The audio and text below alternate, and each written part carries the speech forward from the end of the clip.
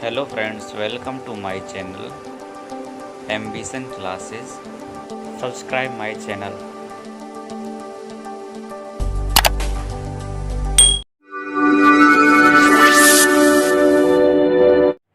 आइए जानते हैं अगस्त माह की सीरीज के कुछ महत्वपूर्ण प्रश्नोत्तर। आप ये वीडियो शुरू से लेकर अंत तक देखें ताकि आप अपना स्कोर चेक कर सकें और इस वीडियो से संबंधित कोई सुझाव या कमी हो तो ज़रूर बताएं। आइए शुरू करते हैं। प्रश्न नंबर एक। हाल ही में पीवी सिंधु ने राष्ट्रमंडल खेल 2022 में बैडमिंटन में कौन सा पदक जीता? आपके ऑप्शन है। ऑप्शन ए स्वर्ण पदक, ऑप्शन बी रजत पदक, ऑप्शन सी कांस्य पदक या ऑप्शन डी इनमें से कोई नहीं।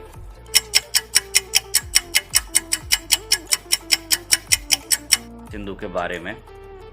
पीवी सिंधु का पूरा नाम पुरुषला वेंकट सिंधु है। इनका जन्म हैदराबाद में हुआ था तथा इनको कई पुरस्कार भी मिल चुके हैं, जिनमें राजीव गांधी खेल रत्न पुरस्कार, पद्मश्री, अर्जुन अवार्ड आदि मिल चुके हैं।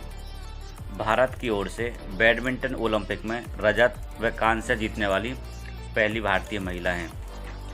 राष्ट्रमंडल खेल 2022 की बात करें तो यह इनका राष्ट्रमंडल खेलों में चौथा पदक है। 2014 में कांस्य, 2018 में रजत और 2018 में ही मिक्स्ड में भी उन्होंने स्वर्ण पदक जीता था और अभी हाल ही में 2022 में उन्होंने बैडमिंटन एकल में स्वर्ण पदक जीता है। प्रश्न नंबर 2। किस भारतीय गोल्फ खिलाड़ी ने Mandiri Indonesia Open golf tournament 2022 जीता है? Option A Gaganjeet Bhullar, option B Rashid Khan, option C Anirban Lahiri या ऑप्शन डी जीव मिल्खा सिंह।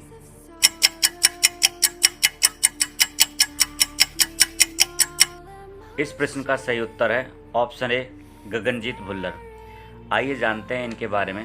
गगनजीत भुल्लर अमृतसर में इनका जन्म हुआ था और इन्होंने 2013, 2016 में भी यही खिताब जीता था।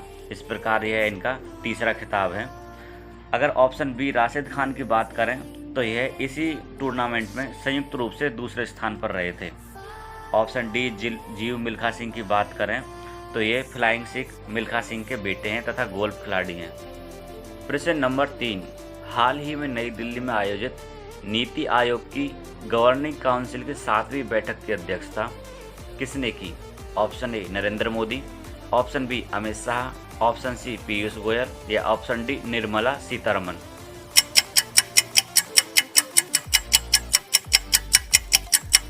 इस प्रश्न का सही उत्तर है ऑप्शन ए नरेंद्र मोदी।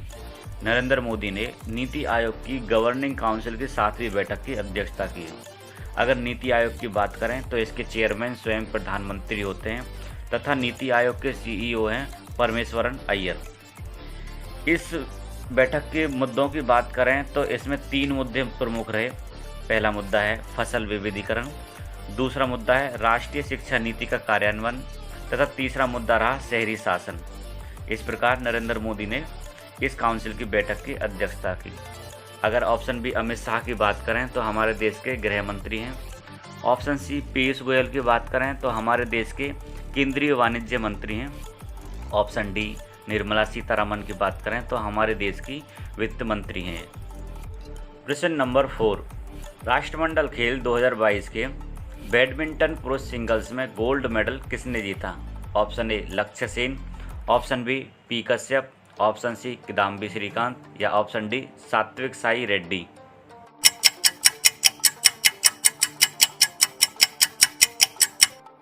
इस प्रश्न का सही उत्तर है ऑप्शन ए लक्ष्य सेन। आइए जानते हैं लक्ष्य सेन के बारे में। लक्ष्य सेन का जन्म अल्मोड़ा उत्तराखंड में हुआ है। इनकी उम्र 20 साल है तथा इन्होंने राष्ट्रमंडल खेल 2022 में मलेशिया के खिलाड़ी एनजी टिंग योंग को हरा करके गोल्ड मेडल जीता है। टी योंग वही खिलाड़ी हैं जो किदाम्बी श्रीकांत को हरा करके फाइनल में पहुंचे थे। लक्ष्य सेन ने राष्ट्रमंडल खेल 2022 में पहली बार ही भाग लिया था और यह उनका पहला ही स्वर्ण है। ये थॉमस कप 2022 विजेता टीम के सदस्य भी थे तथा ये वर्ल्ड जूनियर नंबर 1 भी रह चुके हैं। प्रश्न नंबर 5। हाल ही में कौन सा राज्य अगले शैक्षणिक वर्ष से उच्च शिक्षा में 100% राष्ट्रीय शिक्षा नीति लागू करने वाला पहला राज्य बना है? Option A Goa, option B Uttarakhand, option C Kerala या ऑप्शन डी कर्नाटक।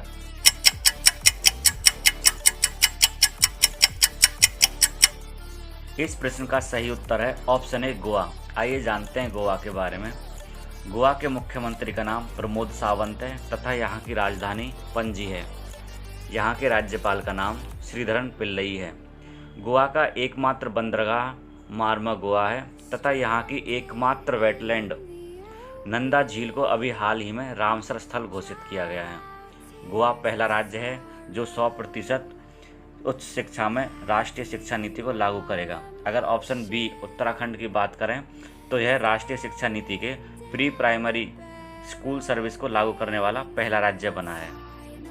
प्रश्न नंबर 6, वज्र प्रहार 2022 सैन्य अभ्यास किन दो देशों के बीच आयोजित किया गया?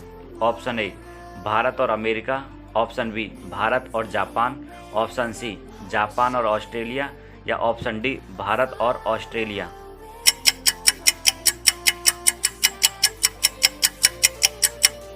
इस प्रश्न का सही उत्तर है ऑप्शन ए भारत और अमेरिका। भारत और अमेरिका के बीच वज्र प्रहार 2022 सैन्य अभ्यास का 13वां संस्करण हिमाचल प्रदेश के बकलोह में आयोजित किया गया। इसका पिछला 12वां संस्करण अमेरिका के वाशिंगटन में हुआ था। इस प्रकार इस प्रश्न का सही उत्तर हुआ ऑप्शन ए भारत और अमेरिका। प्रश्न नंबर 7, किस भारतीय को फ्रांस सरकार द्वारा knight of the order of merit award से सम्मानित किया गया है? Option A Kannan Sundaram, option B Soumitra Chatterjee, option C Tarek Fatah या ऑप्शन डी अमिताभ बच्चन।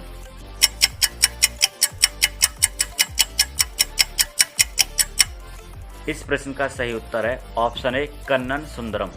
कन्नन सुंदरम को फ्रांस सरकार द्वारा उनके नागरिक सम्मान night of the order of merit से सम्मानित किया गया है। अगर ऑप्शन बी सौमित्र चटर्जी की बात करें तो इनको भी पूर्व में यह पुरस्कार मिल चुका है। इस प्रकार इस प्रश्न का सही उत्तर हुआ ऑप्शन ए कन्नन सुंदरम। प्रश्न नंबर 8, राष्ट्रमंडल खेल 2022 में पुरुषों की ट्रिपल जंप के स्वर्ण पदक जीतने वाले पहले भारतीय बने। Option A Adolf Paul, option B Abdullah Abu Bakar, option C G Sreeshankar या ऑप्शन डी इनमें से कोई नहीं।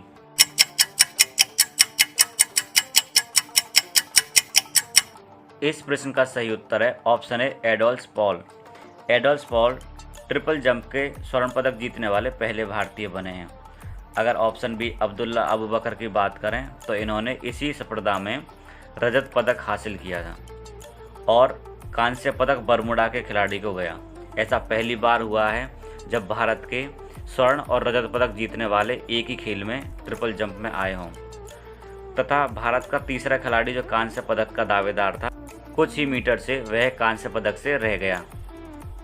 प्रश्न 9, पूरे विश्व भर में अंतर्राष्ट्रीय शेर दिवस कब मनाया गया? आपके ऑप्शन है ऑप्शन ए 7 अगस्त, ऑप्शन बी 8 अगस्त, ऑप्शन सी 9 अगस्त या ऑप्शन डी 10 अगस्त।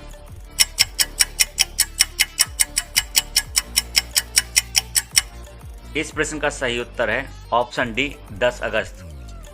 10 अगस्त को अंतर्राष्ट्रीय शेर दिवस पूरे विश्व में मनाया गया। यह 2013 से मनाया जा रहा है तथा इसमें शेरों की दुर्दशा और उसके बारे में जागरूक किया जाता है।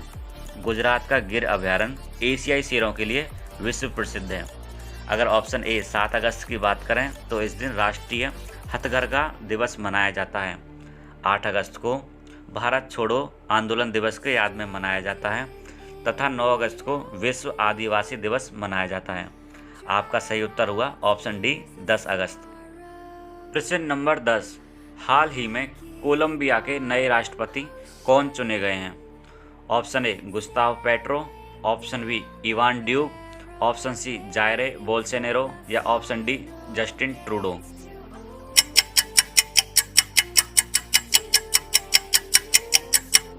इस प्रश्न का सही उत्तर है ऑप्शन ए गुस्ताव पेट्रो। आइए जानते हैं इनके बारे में। यह कोलंबिया के पहले वामपंथी राष्ट्रपति बने हैं तथा यह एक पर्यावरण और मानवाधिकार कार्यकर्ता हैं। इवान ड्यूक की बात करें तो यह कोलंबिया के पूर्व राष्ट्रपति रहे हैं। गुस्ताव पेट्रो M19 नामक गुरिल्ला संगठन के हिस्सा थे। जो 1990 में बंद हो गया। अगर ऑप्शन सी जायरे बोल्सोनारो की बात करें तो यह ब्राज़ील के राष्ट्रपति रहे हैं और जस्टिन ट्रूडो कनाडा के प्रधानमंत्री हैं। कोलंबिया की बात करें तो कोलंबिया की राजधानी बोगोटा है तथा यह एक दक्षिण अमेरिकी देश है। प्रश्न 11, सरकार ने जम्मू कश्मीर की आर्थिक स्थिति में सुधार के लिए किस योजना की शुरुआत की है? ऑप्शन ए प्रवास योजना, ऑप्शन बी काशी यात्रा योजना, ऑप्शन सी मिशन वात्सल्य योजना या ऑप्शन डी रैयत बंधु योजना।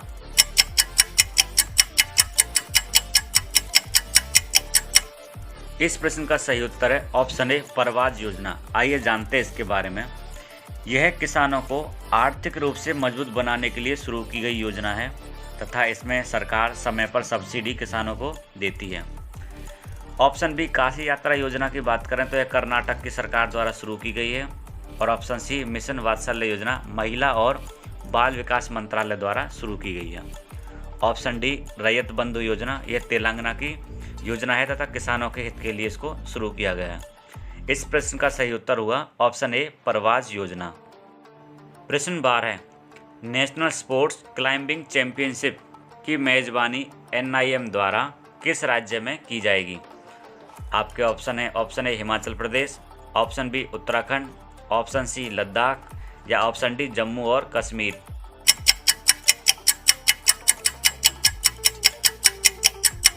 इस प्रश्न का सही उत्तर है ऑप्शन बी उत्तराखंड। आइए जानते हैं उत्तराखंड के बारे में। उत्तराखंड की 2 राजधानियां हैं गैरसैंण और देहरादून।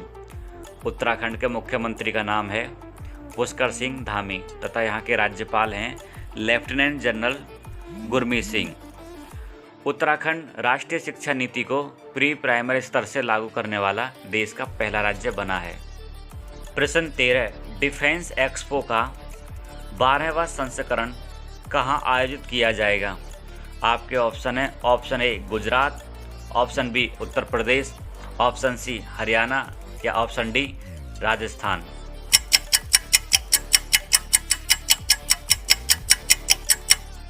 इस प्रश्न का सही उत्तर है ऑप्शन ए गुजरात। गुजरात के गांधीनगर में डिफेंस एक्सपो का 12वां संस्करण आयोजित किया जाएगा।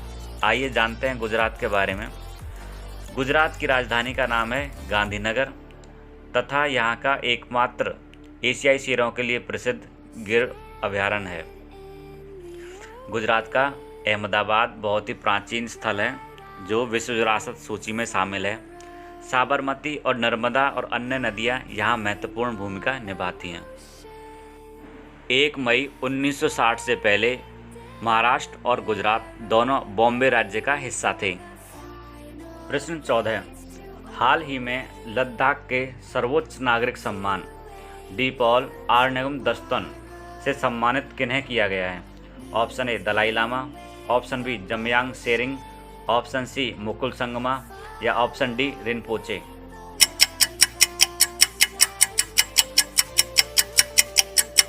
इस प्रश्न का सही उत्तर है ऑप्शन ए दलाई लामा।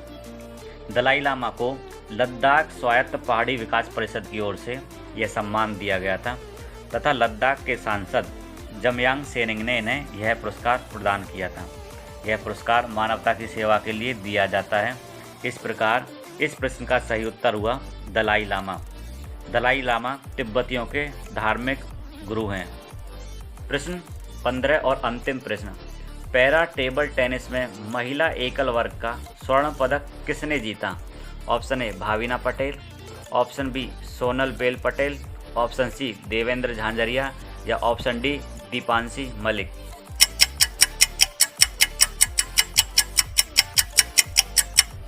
इस प्रश्न का सही उत्तर है ऑप्शन ए भाविना पटेल। भाविना पटेल ने पैरा टेबल टेनिस में महिला एकल वर्ग का खिताब जीता और स्वर्ण पदक अपने नाम किया। इन्होंने फाइनल में नाइजीरिया की खिलाड़ी क्रिस्टियाना को हराया। टोक्यो ओलंपिक में भी भाविना पटेल ने रजत पदक जीता था। अगर ऑप्शन बी सोनलबेल पटेल की बात करें तो इन्होंने कांस्य पदक अपने नाम किया। ऑप्शन सी और डी देवेंद्र झांझरिया और दीपांशी मलिक, इन्होंने भी ओलंपिक में भारत के लिए कई मेडल जीते हैं। इस प्रकार प्रश्न नंबर 15 का सही उत्तर है ऑप्शन ए भाविना पटेल, जिन्होंने टेबल टेनिस पैरा में भारत के लिए स्वर्ण पदक जीता। आगे आपके लिए आज के प्रश्न, जिनका जवाब आपको नीचे कमेंट बॉक्स में ज़रूर लिखना है। आज का प्रश्न पहला, प्रश्न नंबर 1, कोलंबिया देश की राजधानी का नाम क्या है? आपको यह जवाब नीचे कमेंट बॉक्स में ज़रूर लिखना है। प्रश्न नंबर 2, अंतर्राष्ट्रीय बाजरा वर्ष किस वर्ष को यूएन द्वारा घोषित किया गया है? इन प्रश्नों का जो भी आंसर है नीचे कमेंट बॉक्स में ज़रूर देना है। उम्मीद करता हूँ आपने सभी प्रश्नों का जवाब दिया होगा तथा आपका जो भी स्कोर हो वो भी आप नीचे कमेंट बॉक्स में ज़रूर लिखें। इस वीडियो से संबंधित कोई भी सुझाव या कमी हो तो मुझे ज़रूर बताएं ताकि आने वाली वीडियो में इसका ख्याल रखा जा सके। Thanks for watching this video.